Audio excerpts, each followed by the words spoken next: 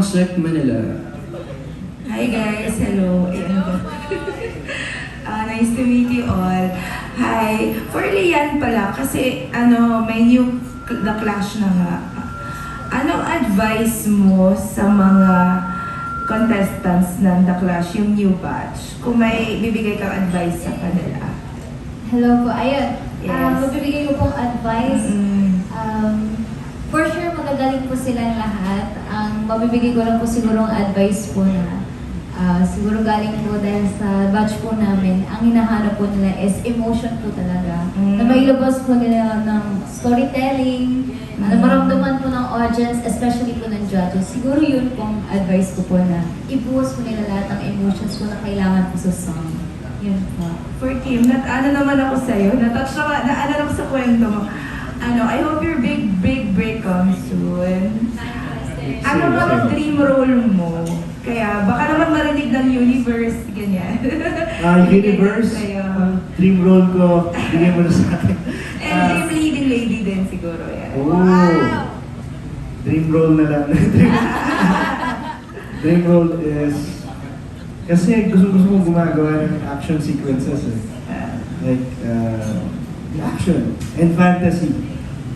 Para malaro ganyan. Parang, yeah, Para Encantadia, gano'n. Wow. Baka naman. Ano ka ba? Hindi ka ba natakot na, hindi ka naman talaga singer? Hindi ka ba natakot na mabash? Na, para kumbaga meron ka bang mga hesitation? Paano mo na-overcome yun? Yung passion lang ba talaga nagpatulong sa i-overcome yun? Yung nagtumulong sa akin is GMA playlist. Yeah, honestly. But what was going through your head? Like when you have any hesitations or any Marami, kasi paano mo na-overcome yung anxieties mo yun? I have friends and family na sinasabi sa akin, and of course supporters ko na sinasabi sa akin, ganda ng boses mo. Kahit na kahit hindi ako nag-agree minsan. And siguro talaga yung nag-push sa akin yung love ko sa music in general, sa pagkanta. Kasi kapag kumakanta ako, parang sobrang therapeutic siya sa akin eh. Nakaka-relax. And actually kapag may problema nga ako, it's either magra-ride ako or kakaraoke ako all night. So, ganun ko talaga gusto kumanta at makinig ng music. Kaya siguro yun yung nag-push sa akin na kahit hindi naman yung first talent ko na pinakita or initially hindi naman na yung pinapursu ko as a singer, hindi naman. Pero, yeah, gusto ko talaga akong kumanta eh. And I love listening to music. Yeah.